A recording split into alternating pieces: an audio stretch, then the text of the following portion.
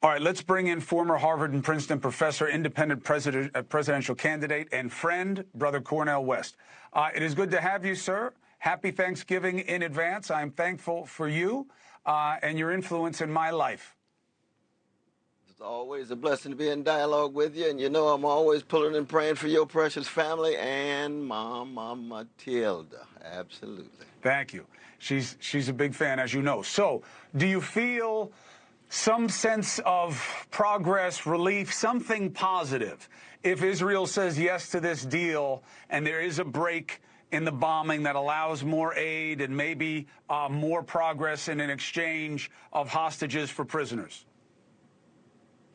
Well, it would be a momentary pause, but let me say this, though, brother. I was listening to Brother Michael and yourself in the dialogue, and I detected what I would call a spiritual obscenity and moral bankruptcy, because there was no sensitivity at all to the fact that we're living in a genocidal attack in real time where nearly 7,000 children have been killed in less than 45 days. So all of the talk about X or Y is nothing but rationalizations of the proceeding, of the promoting of this kind of genocidal attack, though, brother.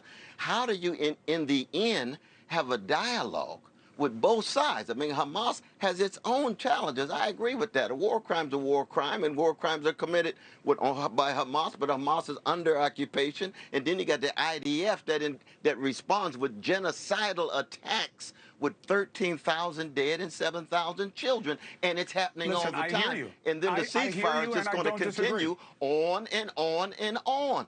And so when I hear Brother Michael saying he doesn't say a mumbling word about the Palestinian suffering, not a mumbling word about the 76 years of occupation, not a mumbling word about the fact prior to October 6th, they were killing Palestinians every day. You see, it's hard to build a bridge if you don't acknowledge that you got a major gulf in place here. Two things. I don't disagree with you. Two things. First is a little bit of news. Okay. The Israeli cabinet agreed a majority of votes. The hostages' families or others have 24 hours to appeal to the Supreme Court to object to the deal. So there's a little bit more process here than I was aware of. I thought it was a purely political decision. So they've passed it. There is an appeal period. I wouldn't be surprised if there is one, because you know it's not all the hostages. Okay, so now that's the news. Now to the second part. With all due respect. But what about the Palestinian prisoners? Are the Palestinian prisoners going to be exchanged? Is it a mutual kind of thing here? That is you got 7,000 Palestinians in jail with no trial. I'm with you. But that was the proposal to give them back 100 and whatever prisoners. That was approved, but now we'll see if people appeal it and what the court says. So that's on the news side. Now, on the... Because I just want to make sure we got the humanity across the board. Yeah, we got to keep track of the humanity across the board. Cornel, I'm with you. All right. I'm with you. But here's the thing. I believe, and I believe, and people can criticize me for this, I've known you a long time, and I believe it's all coming from a good place, that you see the suffering in Palestine, and they are clearly the disempowered portion of this, and they are living in a hellscape. And that is true in the West Bank also, and it's been true for a long time. And we have been short on answers and long on suffering. You know, that's the reality. However, that's right. Hamas does not have its own problems with war crimes. Hamas is a war crime. Hamas is a terror organization that does not keep its word, and the UN just put down a resolution that Russia and the United States abstained on, but everybody else agreed on.